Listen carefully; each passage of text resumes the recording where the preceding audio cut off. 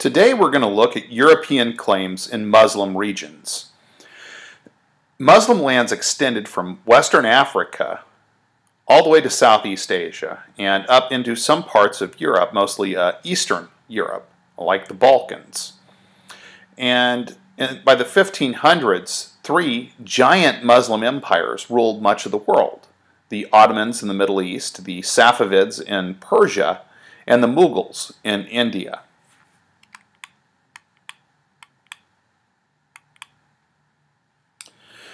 By the late 1700s and early 1800s, reform movements sprang up all over Muslim regions of Africa and Asia.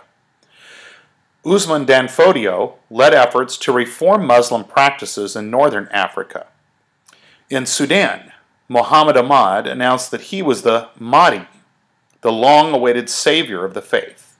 The Mahdi and his followers fiercely resisted British expansion into the region. Another Islamic reform movement, the Wahhabi movement in Arabia, rejected the schools of theology and law that had merged in the Ottoman Empire. In their place, they wanted to recapture the purity and simplicity of Muhammad's original teachings. Although the revolt was put down, the Wahhabi movement survived. Its teachings remain influential in the Kingdom of Saudi Arabia today.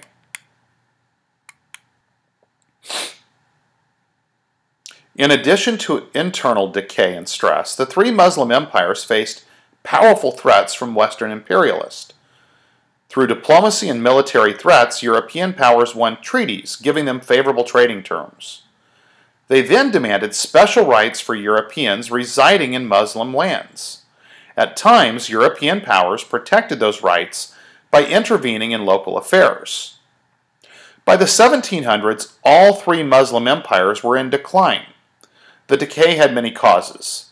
Central governments had lost control over powerful groups such as landowning nobles, military elites, and urban craft guilds.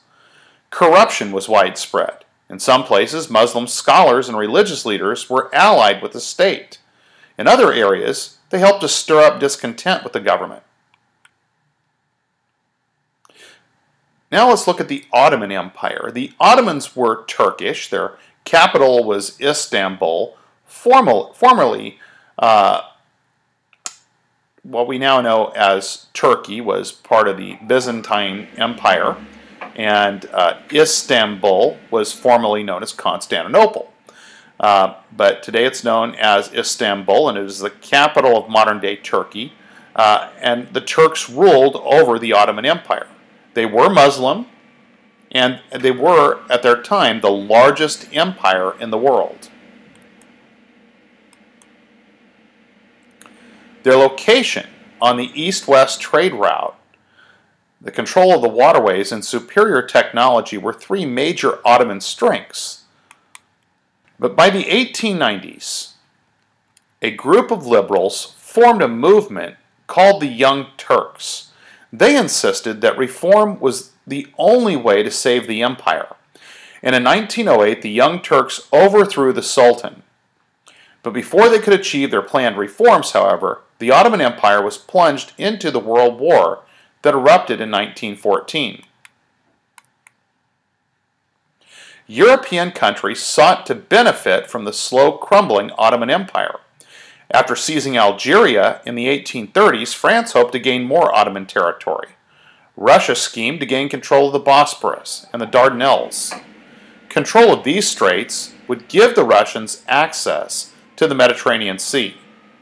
Britain tried to thwart Russia's ambitions, which it saw as a threat to its own power in the Mediterranean and beyond to India. The new German Empire hoped to increase its influence by building the Berlin to Baghdad Railway.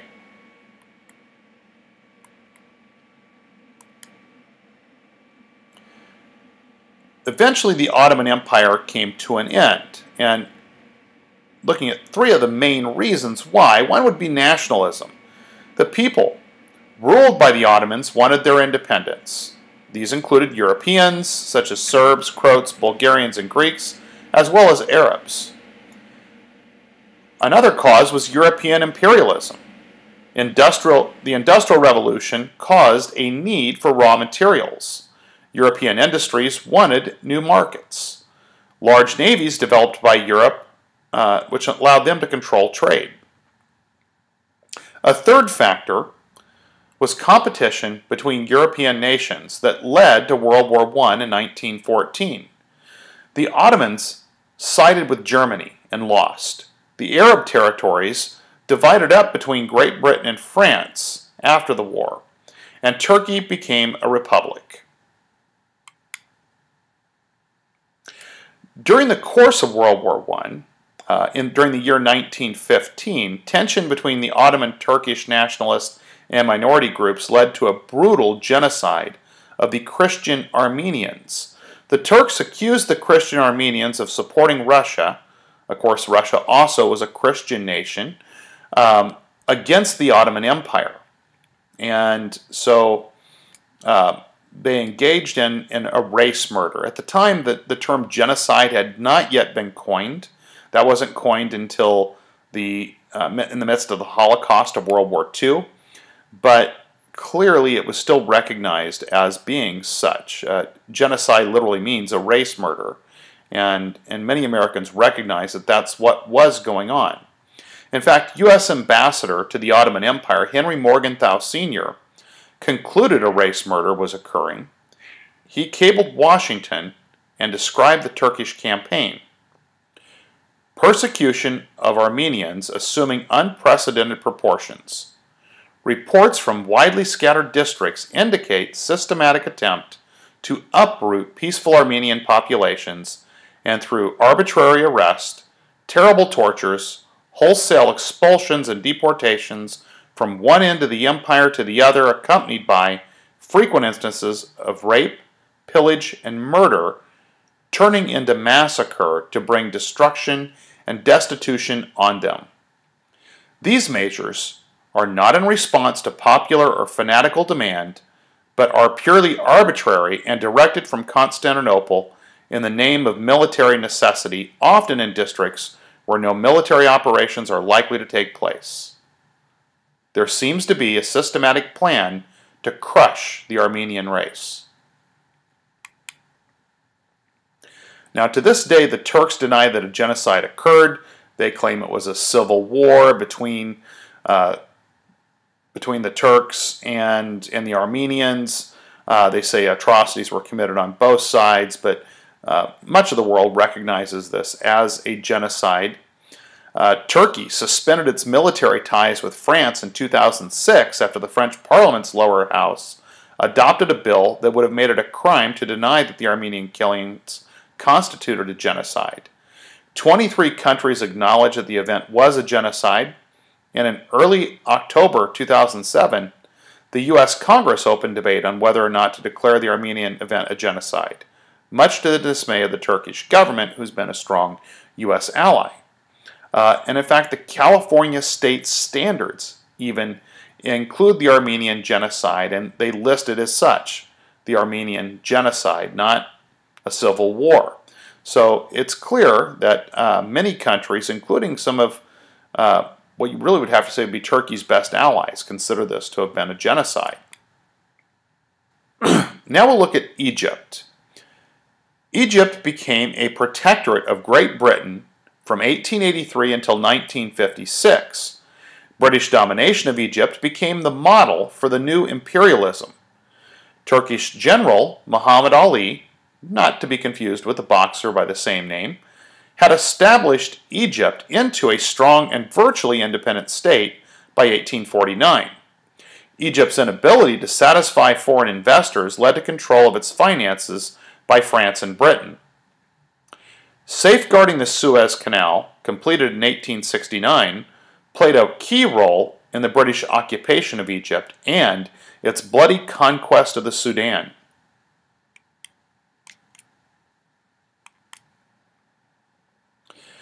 Another thing that tied into the whole area of the Muslim-controlled lands was the area of Palestine. This is the traditional home of the Jews.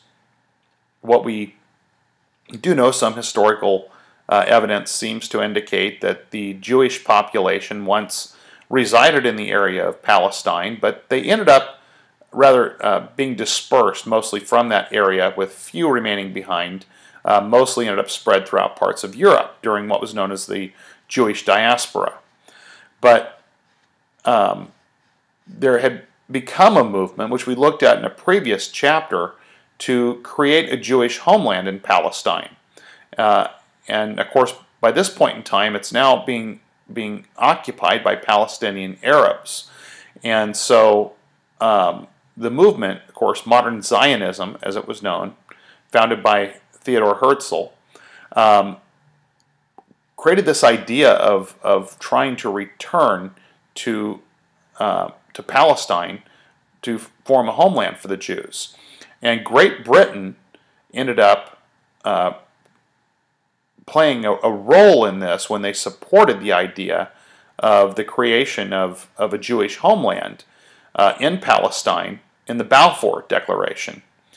However, Great Britain really kind of promised the same land to both the Jews and the Palestinian Arabs. This remains a very divisive and violent, deadly issue between Palestinian Arabs and Jews in Israel to this very day. And so this is really what kind of set us down that road. It all really kind of goes back to this Balfour Declaration. Now let's take a look at Persia and the European powers. The Qajar Shahs, who ruled Persia from 1794 to 1925, exercised absolute power. Still, they had to take steps to introduce reforms. The government helped to build telegraph lines and railroads and experimented with a liberal constitution. Reform, however, did not save Persia from Western imperialism. Russia wanted to protect its southern frontier and expand into Central Asia. Britain wanted to protect its interest in India. The discovery of oil heightened foreign interest in the region. Both Russia and Britain plotted for control of the Persian oil fields.